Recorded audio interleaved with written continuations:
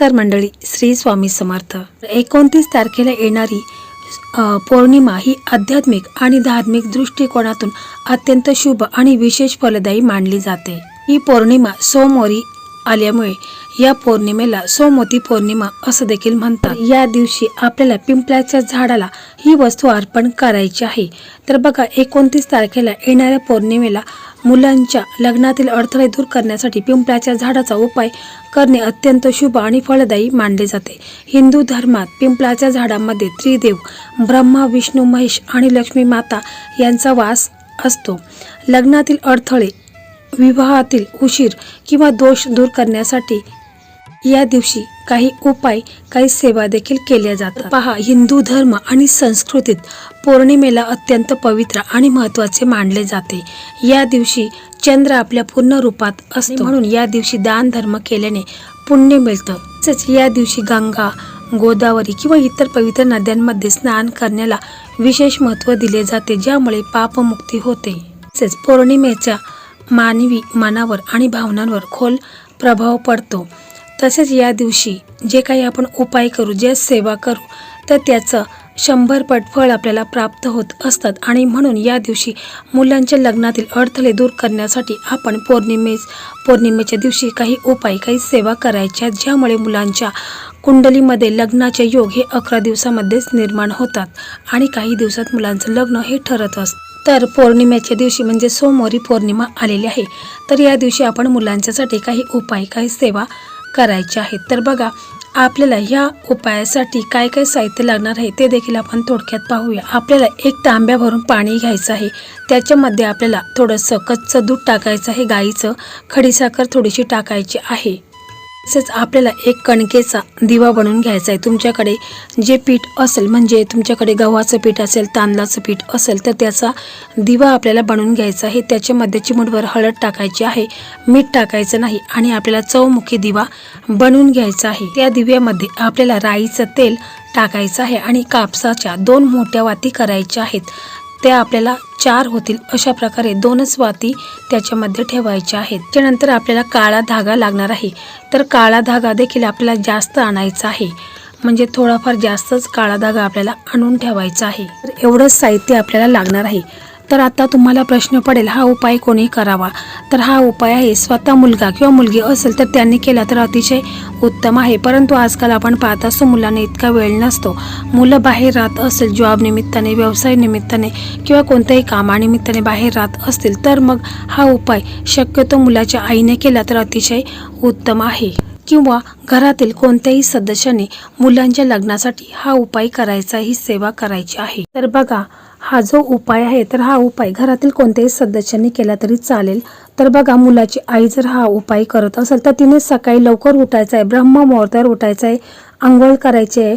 आंघोळ झाल्यानंतर स्वच्छ कपडे घालायचे आहेत, आपल्या देवघर आहे तिथे जायचं आहे, तुम्हाला एक तुपाचा दिवा लावायचा आहे, अगरबत्ती लावायची आहे आणि आपल्या देवघरामध्ये जे आपले इष्टदेव आहेत, कुलदैवत आहेत, श्री स्वामी समर्थ महाराज आहेत, श्री हरी, विष्णू माता, लक्ष्मी, गणपती बाप्पा आहे, यांना तुम्हाला प्रार्थना करायची आहे की माझ्या मुलांच्या कुंडलीमध्ये जो काही मंगल दोष आहे, राहू, केतू, शनीची जी काही साडेसाती आहे, पितृदोष आहे, तर तो दूर होऊन माझ्या मुलांचं लग्न हे लवकरात लवकर व्हावे आणि मी जो हा उपाय करत आहे तो उपाय माझा यशस्वी होऊ द्या, असं तुम्हाला पूर्ण श्रद्धेने, विश्वासाने बोलायचं आहे।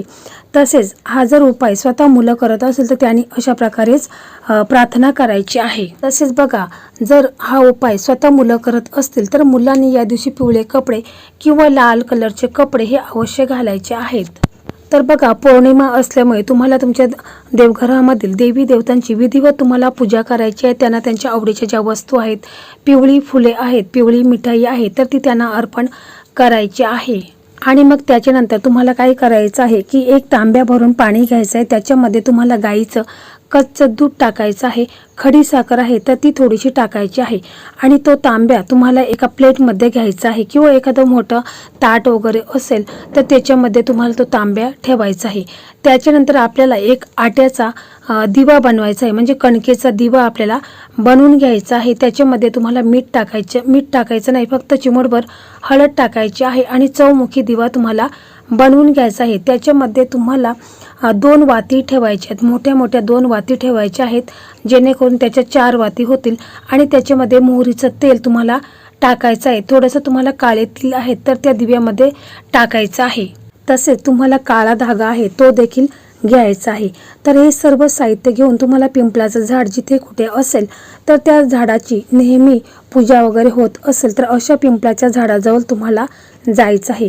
तिथे गेल्यानंतर तुम्हाला काय करायचं आहे की जे आपण एक तांब्या भरून पाणी घेतलेलं आहे, त्याच्यामध्ये कच्चं दूध, खडीसाखर टाकलेलं आहे, तर ते तुम्हाला पिंपळाच्या झाडाला मुळाला अर्पण करायचं आहे.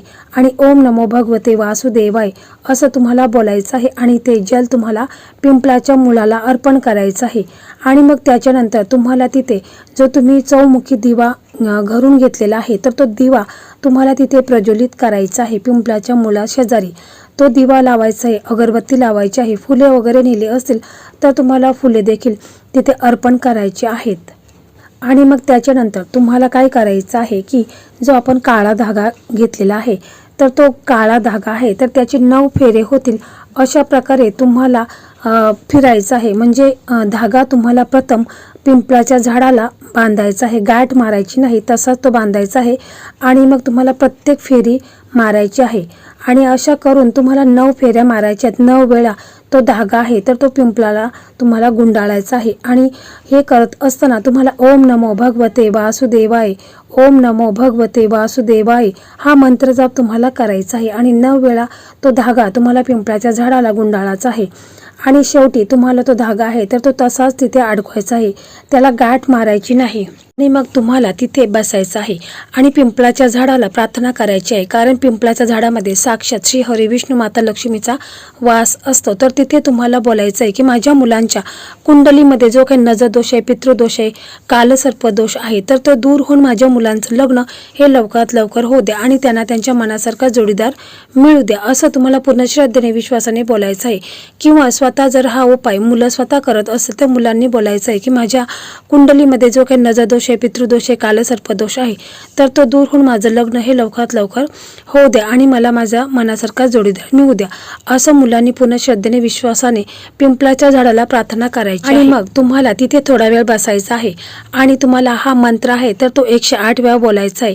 ओम नमो भगवते वासुदेवाय, ओम नमो भगवते वासुदेवाय हा मंत्र तुम्हाला 108 वेळा बोलायचा आहे.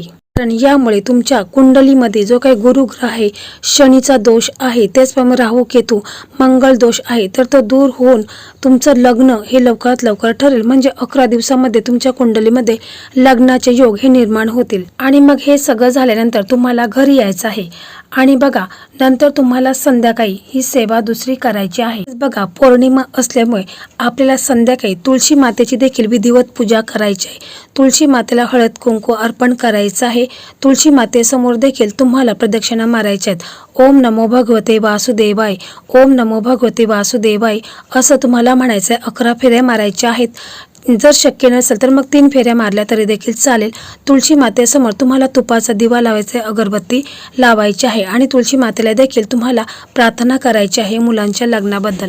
त्याच्यानंतर बघा आपल्याला रात्रीचे चंद्रोदय ज्यावेळेस होईल त्यावेळेस तुम्हाला ही दुसरी सेवा करायची आहे. तसेच पहा कुंडलीत चंद्रदोष असेल तर विवाहाचे निर्णय घेण्यात अडचणी येतात किंवा मानसिक तणाव वाढत असतो.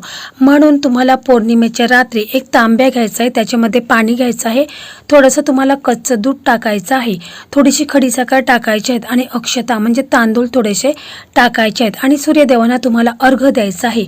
अर्घ्य देता वेळेस तुम्हाला हा मंत्र बोलायचा आहे. ओम सोम सोमाय नमः, ओम सोम सोमाय नमः हा मंत्र देखील मी तुम्हाला कमेंट बॉक्समध्ये लिहून देणार आहे. तर अशा प्रकारे तुम्हाला हा मंत्र 11 वेळा बोलायचा आहे आणि सूर्यदेवांना प्रार्थना करायची आहे की माझ्या मुलांच्या कुंडलीमध्ये जो काही नजर दोष आहे, पितृदोष आहे, कालसर्प दोष आहे, जो काही ग्रह दोष आहे तर तो दूर होऊन माझ्या मुलांचं लग्न हे लवकरात लवकर व्हावे असं मुलाच्या आईने बोलायचं आहे. किंवा मुलं स्वतः जर हा उपाय करत असेल तर मुलांनी अशा प्रकारे बोलायचं आहे की माझ्या लग्नातले जे काही अडथळे आहेत, विघ्न आहेत ते सर्व दोष दूर होऊन माझं लग्न हे लवकरात लवकर व्हावे असं तुम्हाला बोलायचं आहे का. पूर्ण श्रद्धा आणि विश्वासाने तुम्ही जर ही सेवा केली, हा उपाय जर केला तर बघा 11 दिवसामध्ये मुलांच्या कुंडलीत लग्नाचे योग हे निर्माण होतात आणि काही दिवसामध्येच मुलांचं लग्न हे ठरणार आहे. तेच बघा पौर्णिमेच्या दिवशी विवाहाची इच्छा असलेल्या मुला मुलींनी पाण्यात थोडीशी हळद घालून स्नान करायचं आहे. म्हणजे प्रत्येक पौर्णिमेला किंवा प्रत्येक गुरुवारी तुम्हाला हळद टाकायची आहे आंघोळीच्या पाण्यात आणि आंघोळ करायची आहे. जेव्हा आपण पूजा करतो तेव्हा पूजेच्या वेळी भगवान विष्णूंच्या चरणांना थोडीशी हळद लावायची आहे आणि तीच हळद आपल्याला आपल्या कपाळावर आणि कंठावर टिळा म्हणून लावायची आहे. म्हणजे मुलांनी आणि मुलींनी दोघांनीही अशा प्रकारेच करायचं आहे. तसेच तुम्ही पौर्णिमेच्या दिवशी या दिवशी जेवणात केशर किंवा हळदीचा वापर हा अवश्य करायचा आहे. यामुळे तुमचा गुरुग्रह हा स्ट्रॉंग होतो आणि लग्नातील अडथळे दूर होऊन तुमचं लग्न हे लवकरात लवकर ठरतं. बघा लग्नात येणारे विघ्न दूर करण्यासाठी पौर्णिमेला गरजू लोकांना किंवा ब्राह्मणाला पिवळ्या वस्तू तुमच्या यथाशक्तीनुसार तुम्ही दान करायचे असतील. जसे की पिवळे वस्त्र, चणा डाळ, केळी, हळद यापैकी कोणतीही वस्तू तुम्ही दान करू शकता तुमच्या यथाशक्तीनुसार. मंडळी कोणतीही सेवा किंवा कोणताही उपाय करत असताना तो पूर्ण विश्वासाने आणि श्रद्धेनेच करायला हवा, तरच त्याचं फळ आपल्याला प्राप्त होत असतं. आणि पौर्णिमेला केलेला उपाय हा 100% त्याचं आपल्याला फळ प्राप्त होत असतं. तर मंडळी अशा प्रकारे आजचा हा व्हिडिओ होता. हा व्हिडिओ तुम्हाला कसा वाटला कमेंटमध्ये नक्की सांगा. व्हिडिओ तुम्हाला आवडला तर इतर तुमचे मित्र असतील, मैत्रिणी असतील ज्यांचं लग्न ठरत नसेल तर अशा मित्रमैत्रिणींना हा व्हिडिओ नक्की शेअर करा. याचंही पुण्यफल तुम्हाला प्राप्त होईल. आणि अशाच लग्नासंदर्भात व्हिडिओ पाहण्यासाठी आपल्या मराठी मेघना या यूट्यूब चॅनलला सबस्क्राईब करा आणि समोरील बेल आयकॉन क्लिक करा. कारण मी जेव्हा कधी नवीन व्हिडिओ अपलोड करेल त्याचं नोटिफिकेशन हे तुम्हाला लगेच मिळेल आणि तुम्ही एक पण व्हिडिओ मिस करणार नाहीत. श्री स्वामी समर्थ. जय जय स्वामी समर्थ.